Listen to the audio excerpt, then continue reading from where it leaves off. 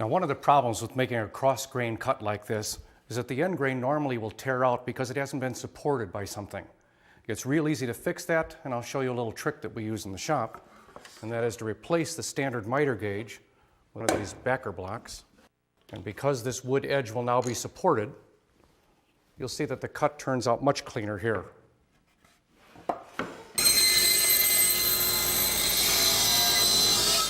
And what a difference it makes with a back block in there. You can see that the edge is nice and clean and there is no tear out, and it was mainly because of this.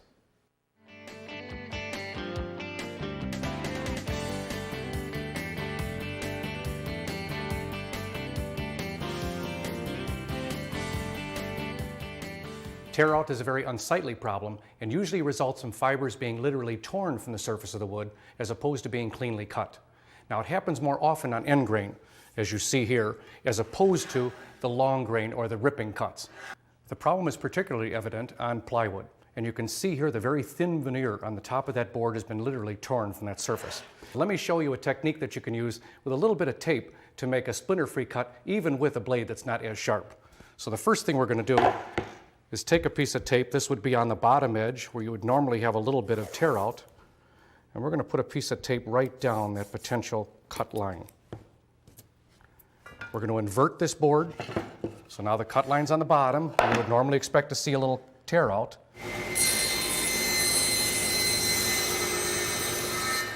And now removing this tape should show you a very nice clean line at the bottom. And one last trick to show you how to minimize the tear out in a cross-grain cut like this is to use a zero clearance insert. You may not have realized when I was doing this that this is a zero clearance insert, but it didn't come with the saw. This particular one is plywood. We've made this real easily to slide into the saw and create a very, very tight gap between the side of that saw blade and the edge of this cutout. As we run that cut through, because the fibers will be sheared straight down, you will not get that line on there.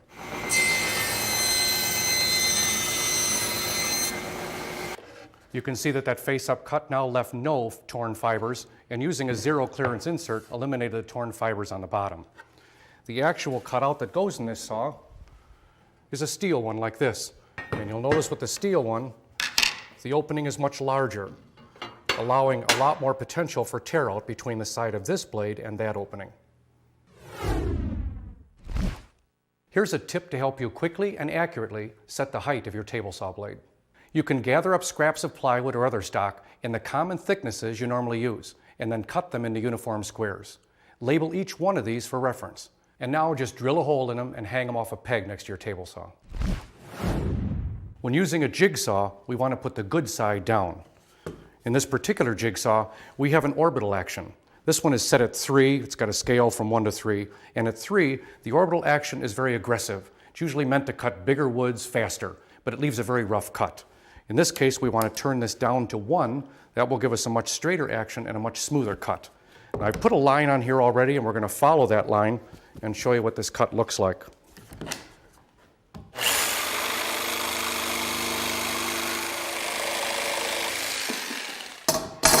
And again, because it cut the good side down, the cut here is an extremely clean one.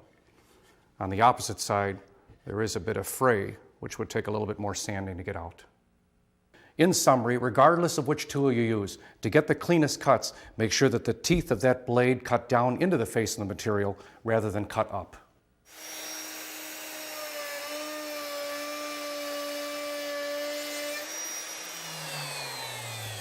Now, when routing, we always route end grain first, and here's the reason. If you'll notice on the edge here, we have some tear out, and that's because the end grains were not supported as we made that cross grain route. But as we route the face grain now, it'll remove that.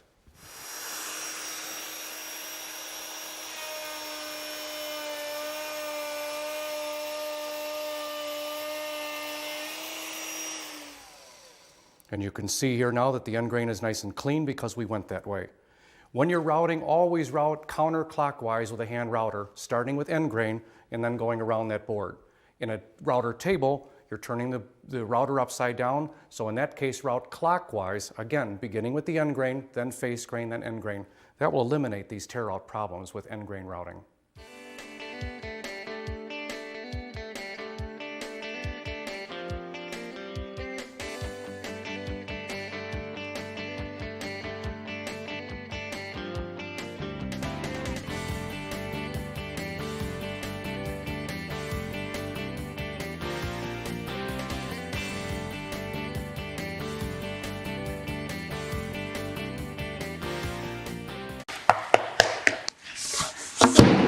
You asked for it, we got it. Well, you didn't really ask for it. But we're gonna give it to you anyway.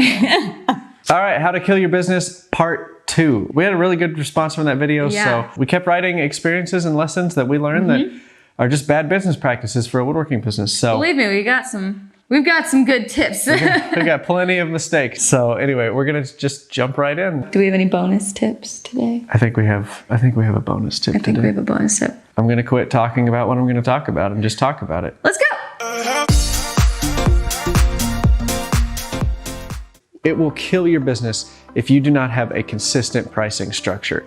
If you're just kind of shooting from the hip, spitballing your prices, or you're just taking whatever somebody's going to offer you on Facebook Marketplace, that's a really terrible way to do business for a lot of reasons. Number one, your customers don't have any sort of rational understanding of why you're charging the amount that you do. Now, I don't recommend that you itemize every single thing on the invoice, but at the same time, you also need to just have a consistent pricing structure across the board so that when you charge $300 for a coffee table and $600 for a nightstand, you can point to the complexity of the nightstand and say, this is why this one costs more than your coffee table. People are going to be able to sniff that out really quickly. They can sniff out your lack of confidence in your pricing structure, and they're just going to think to themselves, this guy really doesn't know what he's doing. He's not very credible, and I'm gonna go find somebody who already has a consistent business. I mean, think about a business like McDonald's, right? Like, this has already been figured out for you by other businesses. People go to McDonald's because of the consistency, not because it's healthy or good food. People should understand that when it comes to your business, consistency is everything. The quality of your work needs to be consistent from beginning to end, and part of that is your pricing structure. People need to know exactly how much you cost and exactly how strong and good quality your stuff is. And the more consistent you are, the more reliable you're going to be to your customer. So the basic formula that we use for price is very simple, and this is what we recommend beginning woodworkers should use. This is if you're building cornhole tables, this is if you're building like very basic benches, picnic tables, stuff like that. Take your price of materials and your labor at $30 an hour, and you take those two, add them up, multiply times 1.4 to get a 40% markup. And that's going to land you your estimated price of what you should quote the job. Now do your best guess to estimate the different materials and labor costs and then add your 40%. And that 40% is where the business makes money. That's your fudge factor. That's where you can mess up. If you totally screw up a cornhole board, you can build another one. That comes out of your margin. So you get paid based on your hourly rate. You also cover your materials, and then your business profits with the markup. That's the whole point of the markup. It's not price gouging. You're not screwing your customers over.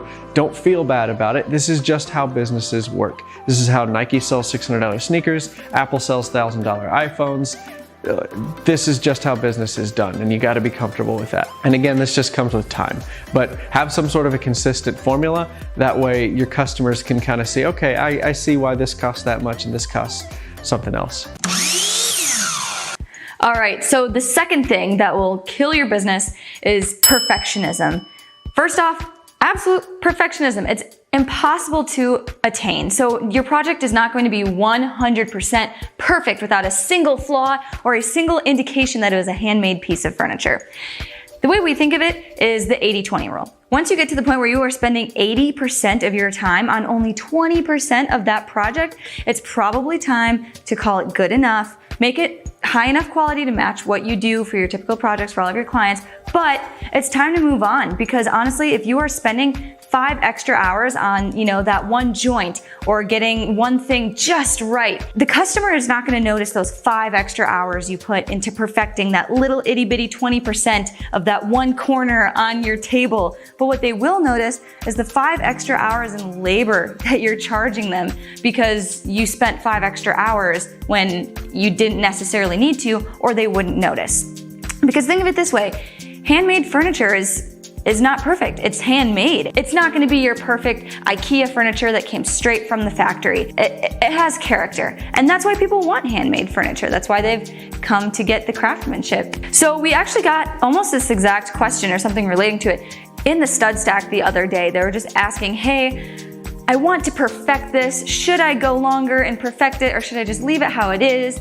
And our response was, hey, go look at an antique store and look at some of that old furniture that's still sitting there. Look at the joints, right? Everybody's, it's this antique furniture. It was made in a better time. It was supposed to be perfect and the highest quality. But if you go look at it, there's gaps in the joints. It's not always perfect. But you know what? That piece is still sought after and it's lasted long enough to still be standing in that antique store, but it's not 100% perfect. And that's okay. This idea of like perfect Instagram joints is not necessarily realistic. That's something that's newer that we're just now seeing, is everything being so perfect. And so now that's what everybody desires. That's what all the woodworkers want to gravitate toward.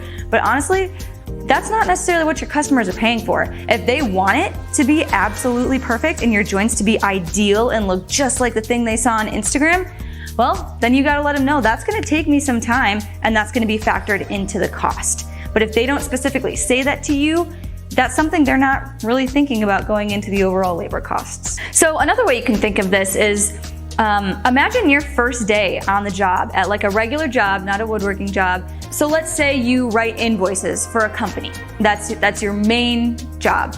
The first time you ever looked at an invoice when you were brand spanking new, day one on the job, you probably looked at it and went, yep, that's an invoice, and didn't really think much of it. You're just like, okay, this is what invoices look like, cool. But after you've been working there maybe 4 or 5 years, you're gonna look at that same invoice. Just by glancing at it, you're gonna find like 4 or 5 things that are maybe wrong or inconsistent, or spacing is off, or something was added differently, but only because you've been doing it for that 4 or 5 years. Your customer is like you on day one looking at that invoice. They don't exactly know what they're looking at, they just know it's an invoice. And the woodworker is like the person that's been working there 4 or 5 years that can just glance at it and find 4 or 5 things wrong with it. So just know that you are going to have a much more technical eye for stuff, whereas your customer, not necessarily, because they haven't been doing it. The experience they have is, scrolling on Pinterest or looking on Instagram. And what matters to you is not necessarily what matters to them. The average customer really just wants it to be strong and last a long time and look pretty. They don't necessarily need it to be perfect. All right, we want to take a couple seconds to talk about the sponsor of this week's video, which is Skillshare.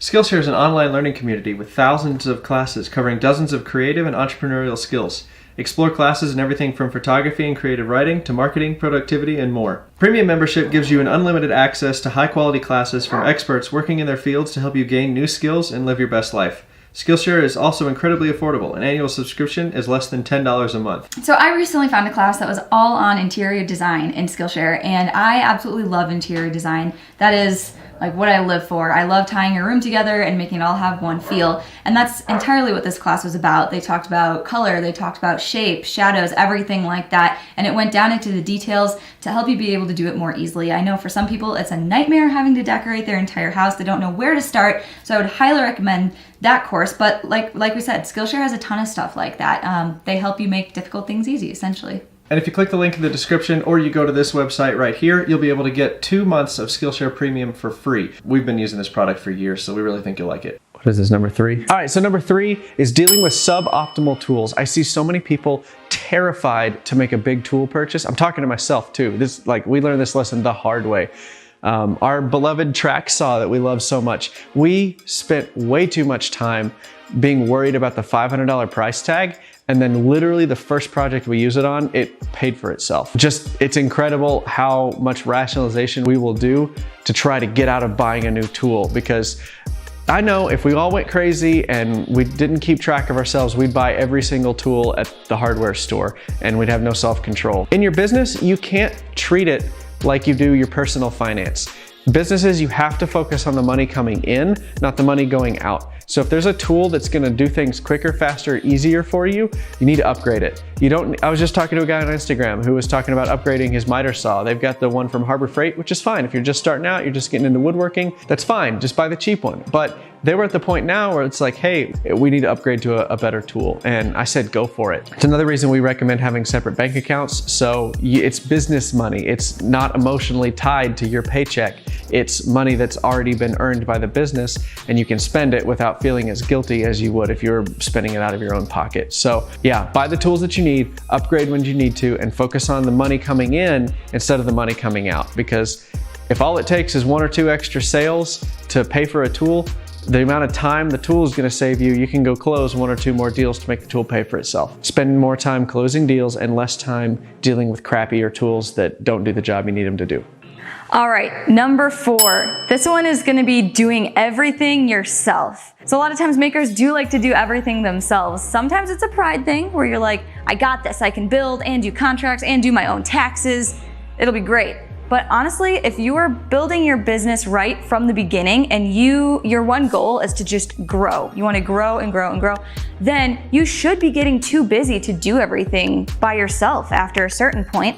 And once you hit that, it's not gonna be worth your time or your money to be doing things like contracts or your own taxes or cleaning your shop, things like that. So once you get to the point where you are getting so busy and you have so many people requesting builds from you, if you have the means, you should be hiring that out to people and delegating and finding another way to get it done so that you have the time to go get these sales, make everything that you need to make, and continue to grow your business instead of spending 2 hours cleaning your shop on a Saturday when you could be out talking to potential clients. Because honestly, it's much easier to pay a neighbor kid who's looking for some summer work to sweep your garage than lose a $2,000 sale because you were busy cleaning your own garage. And this is not just throwing your responsibility to the side due to laziness and you just don't want to do this or whatever. You're still responsible for it, you're still accountable for it, but you are just taking responsibility for it in the means that a business owner or business leader should be. And delegating it to somebody who can do it much quicker and easier and cheaper, and then you're getting 2 things done at once. Your shop's getting clean while you're out talking to business owners. All right, number 5. This one has to do with hesitating to take bigger jobs that will kill your business. Again, everything should be focused on money coming in, not money going out. And if you're afraid to take on a bigger job because you don't feel like you can handle it, you've never done something that big before, you're really not gonna grow. So for example, about a year ago, we submitted a bid for a restaurant build out. We have a 3-car garage and we only use 1 stall of a 3-car garage, but we put a bid in anyway because we wanted to stretch and grow. We were still gonna deliver a good product. The deal fell through. The restaurant never ended up getting made anyway, but we were in the running. I think we were the only person that they contacted to build furniture anyway. So the amount of stuff that we learned just from putting that bid together really showed us that, hey, this is possible. We have all of our ducks in a row now. So if another opportunity like that springs up, all we have to do is edit the pitch, change the style of the furniture, and submit it to the new clients. And we learned so much just from that one thing that it really just kind of expanded our horizons, stretched us, made us want to grow, and kind of got us out of our comfort zone, which is exactly what you should be doing as a business owner, because you never know what opportunities are going to lead to the most amount of money, and you need to be able to follow everything as far as you can within reason to see what the most fruitful business venture is for you. And again, I don't want you to go crazy here. I don't think you're gonna bite off more than you can chew. Yeah, it was gonna be stressful if we had to build, I think it was 15 tables and benches to go along with them. Yeah, that was gonna be overloaded. We were gonna have to find somewhere to put all the extra stuff once we had built it before we delivered it. But we weren't completely going out of our skill set. We still knew how to weld, we still know how to make tabletops, we still know how to make benches. If at all possible, try to stretch and grow yourself. That way you can find your own limits instead of just arbitrarily declaring them and counting yourself out before you even have a chance to see a good payday. All right, I got a bonus tip for you. You ready for this? I'm pretty sure I'm ready. So we've talked about this on our channel before, but it's blaming your customers or other people when the responsibility is on you, the business owner. This is something that we kind of fell into the trap of right as soon as we were transitioning into hey, this is a fun hobby and our friends like paying us for it, but I don't know if we should do the business. We just started blaming the community for all of our own problems. We sucked at sales. We were terrible at marketing. We didn't know how to draw in front of the customer and show them, we didn't have a contract for them to sign. It was all our problems. And we were like, why are the customers just lining up to buy stuff from us? That's not how it works. Right. So don't blame your customers. It's all you. You may not be in the right area. And if you really want a woodworking business, you might need to move. You might not know the right people. Hey, you might need to make some new friends. Mm-hmm. Or you might need to find a new place to hang out on Saturdays. That's the biggest one. The people that you're around right now may not be the ones that have the money to spend on nice furniture. You need to get some new friends. And learning that lesson is what prompted our video on where to find customers. It's the one where we draw on the iPad and we kind of animate hey, where do you find these good customers? And we narrow it down where we're hey, this might only be a smaller amount of people, but those small amount of people have the money to pay you for your work. So if you haven't seen that video, go check that one out. Thank you so much for watching. I really hope you enjoyed this one. We try to keep it short and sweet for you. Hit that like button if you thought it was valuable. And what did we miss? What are some other lessons that you guys have learned where you almost ended your business? I'd love to hear your stories, and we can learn from each other. Haha. Ah, yes. Got it. Otto von Bismarck. Only a fool learns from his own mistakes. The wise man learns from the mistakes of others. So there's your quote of the day. We could have made that alone the bonus tip. We should just made that bonus tip. Read him a quote. 2 bonus tips. You're welcome. Yep. Peace. Man, whoever said sequels were not as good as the first one.